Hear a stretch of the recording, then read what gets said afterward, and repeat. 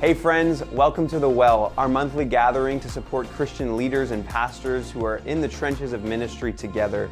You know, historically, wells were places in villages where people would come for refreshment and community.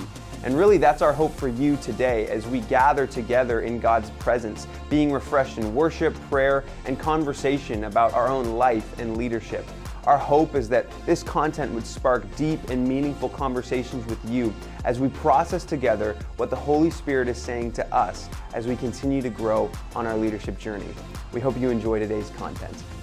Well, hey friends, we're super excited to be with you today at The Well, and today we have a very special guest, Pastor Chris, my boss, and we're going to have a conversation about the topic of work-life balance, or perhaps in this case, for many of us who are gathered, ministry-life balance. Yeah. I think that the principles that we're going to be discussing are certainly applicable to many different contexts, Absolutely. whether you are a pastor or in the marketplace, but we're just going to get right into it. So one of the most common terms that you may hear thrown around sometimes these days is this idea of work-life balance. Yeah. I think that people in general are probably waking up to maybe the importance of it more than maybe previous generations. When you hear the term work-life balance, like what does that mean to you? How do you understand that?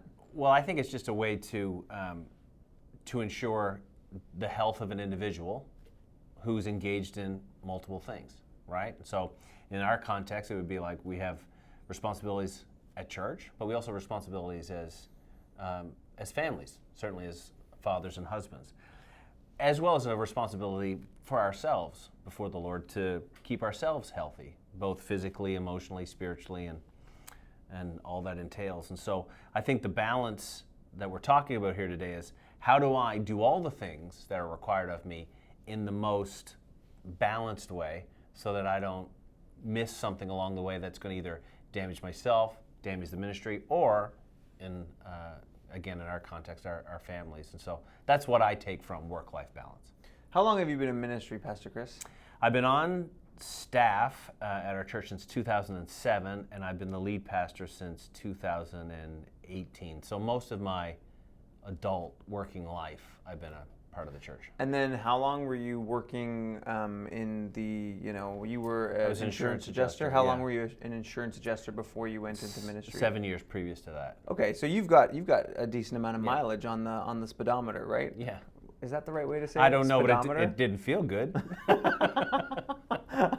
I'm not a car guy, so anyway. Yeah. But the point is that you've been doing, professional work life, be it in the marketplace or ministry, for quite some time.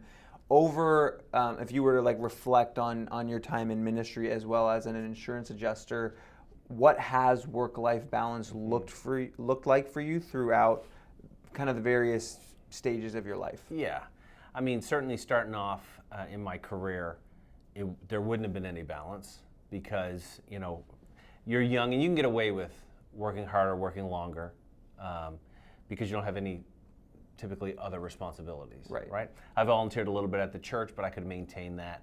I could work long, and at that time,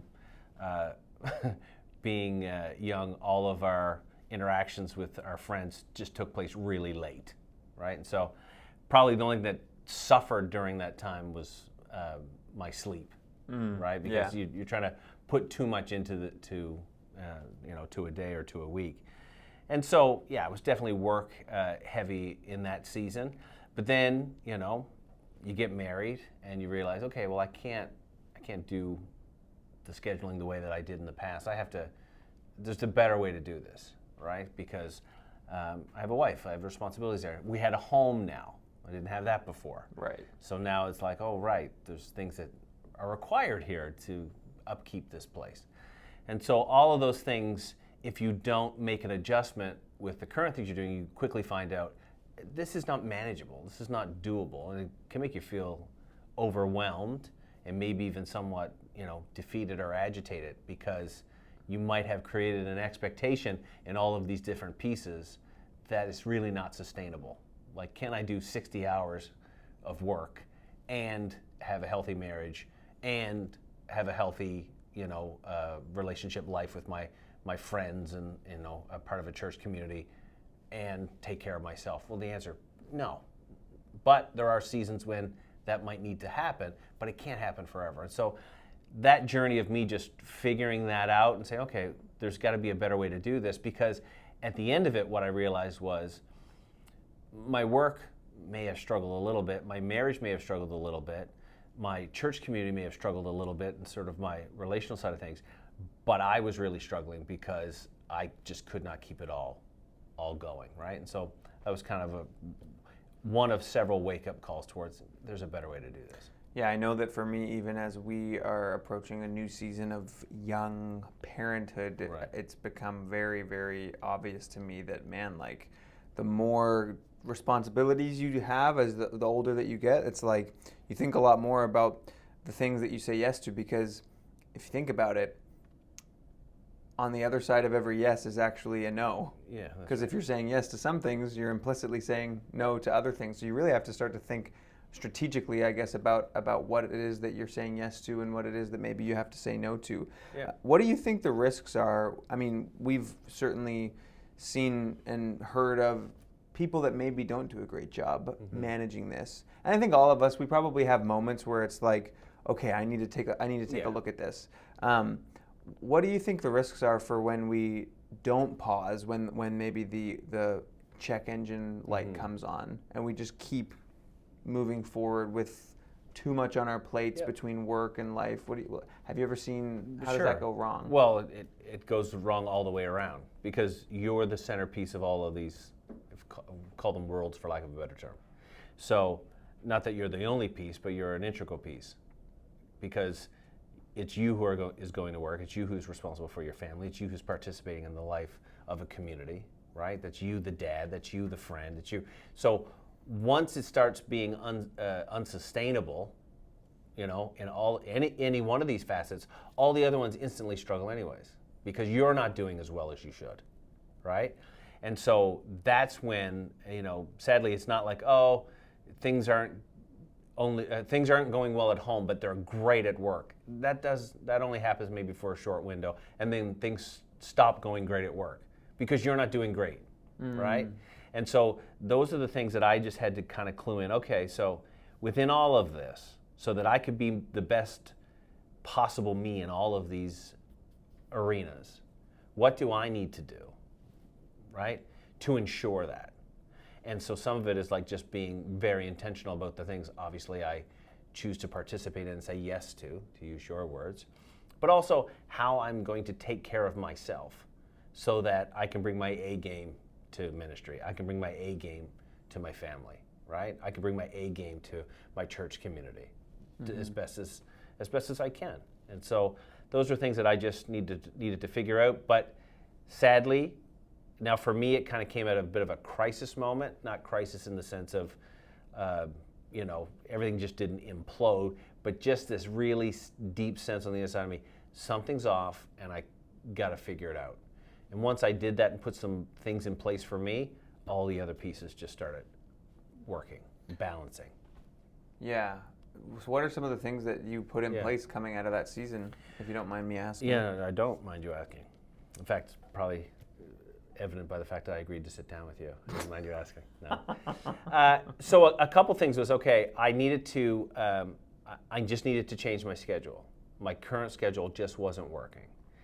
And within that schedule, and thankfully I have a flexibility, I think we both do, in the life of being full-time ministers, that we can move things around because, the big rocks that we can't move, we know what they are, because that's when the church comes together as a larger community, right? And that we have responsibilities for. But other things can slide back and forth. And so I realized I needed to change my schedule, and I needed to embed in that schedule things that I just knew were good for me. Right? One of those things was a weekly chapel meeting that happens in HRM here, that I just decided, you know what? In the midst of all of my pouring out and being a part of ministry, I needed to go someplace to just receive.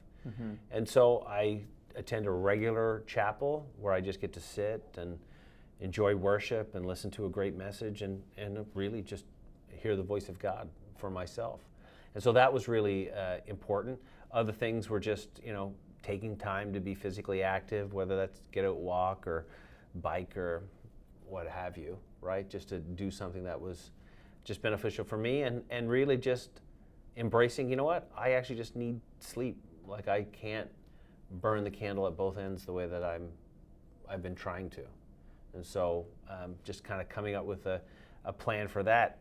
It was really simple in its implementation. I also made some, changes as far as, how I dealt with how people contact me, right? So like, because I had a cell phone, I have a cell phone, but I had a cell phone that was kind of like the main number that people reached me.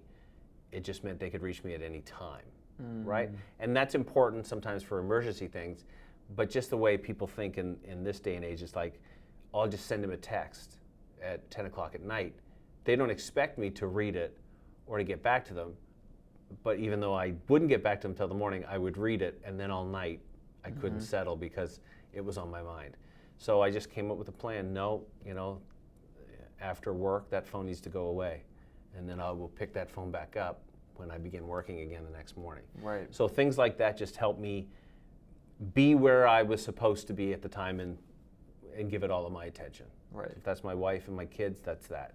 If it was also, if I'm at work now, well, that's my focus. And those things, everything gets messy from time to time, and I'm not so rigid to say, hey, I'm at work now.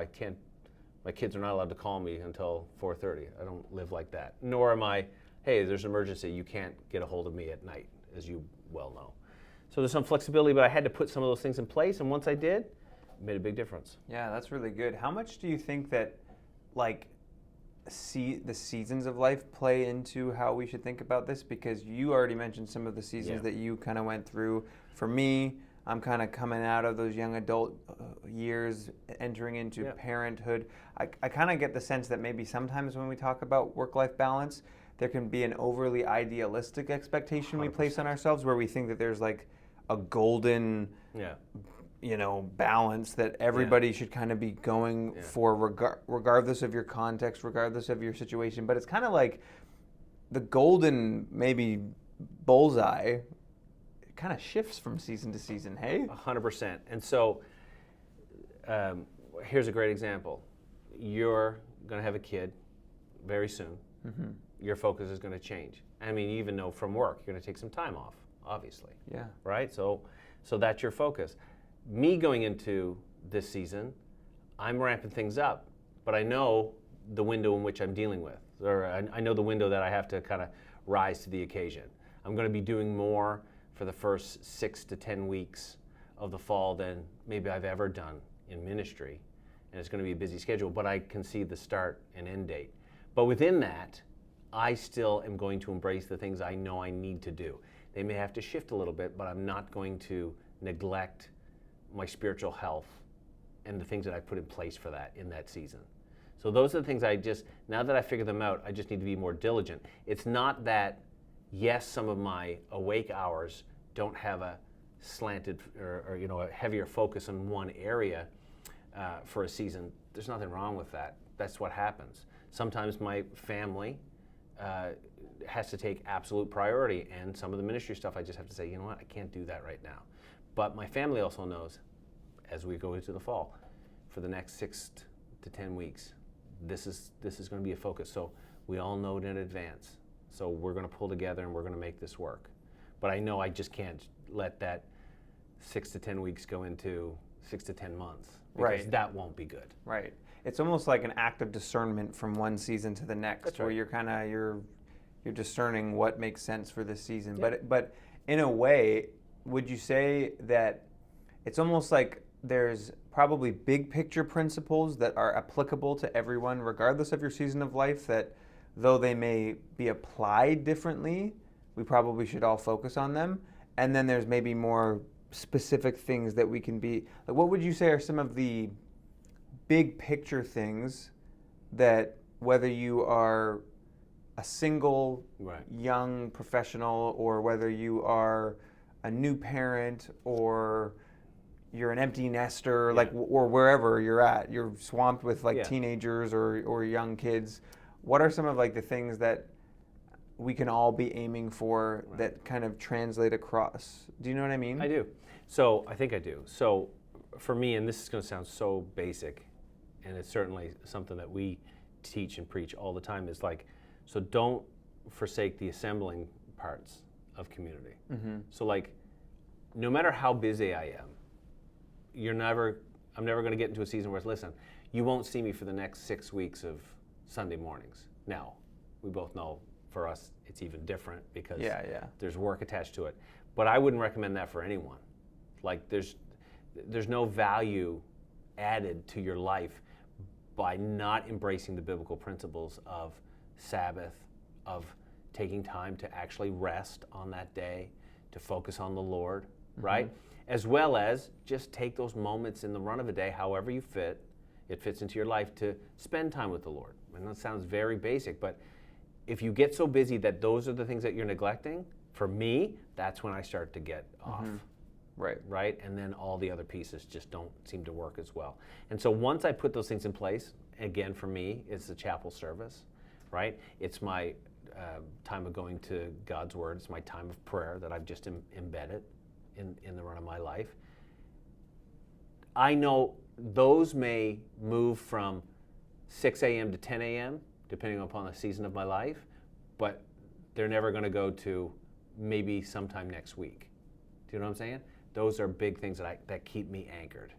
And so I'm not going to mess with those things. So if you recognize that and embrace those things, not rigidly so that you're just, you can't be flexible enough to, I don't know, pick up your kid because he got stranded on the side of the road. You're like, hey, sorry, it's my Sabbath. You're like, well, that's not.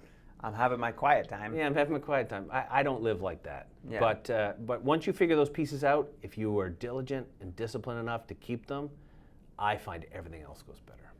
Yeah, absolutely. And it's about having, I think, grace for yourself if you are maybe going into a new season that's going to, place unique demands on you.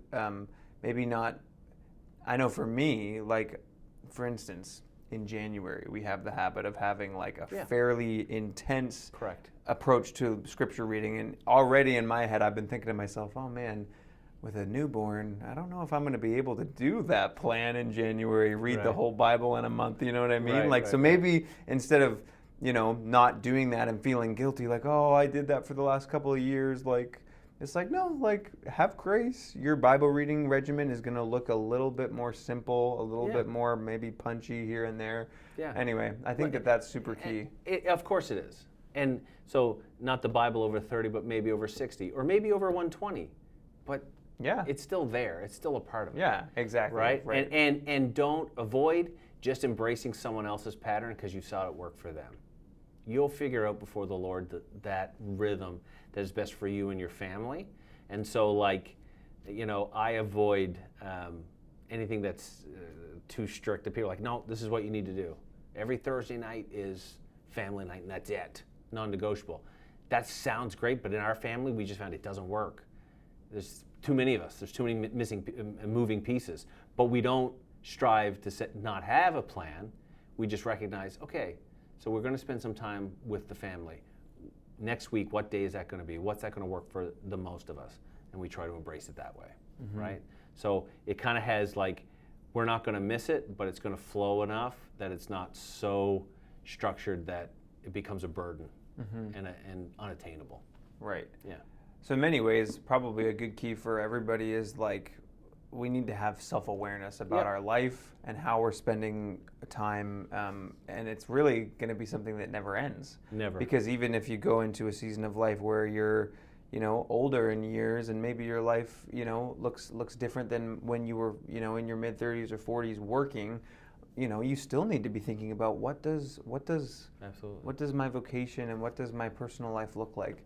Well, that's good. Well, hopefully we've been able to give a great trampoline, springboard, whatever other metaphor we want to use to help launch you into some conversations. I know that this is such a key thing that a lot of pastors and ministry people struggle with, and there's a tension sometimes that we kind of have to work through, but we're going to throw the conversation your way and encourage you to take the next few minutes to process this together with the people who are with you at your well, and we'll end our time in prayer after that. Thanks for joining us today.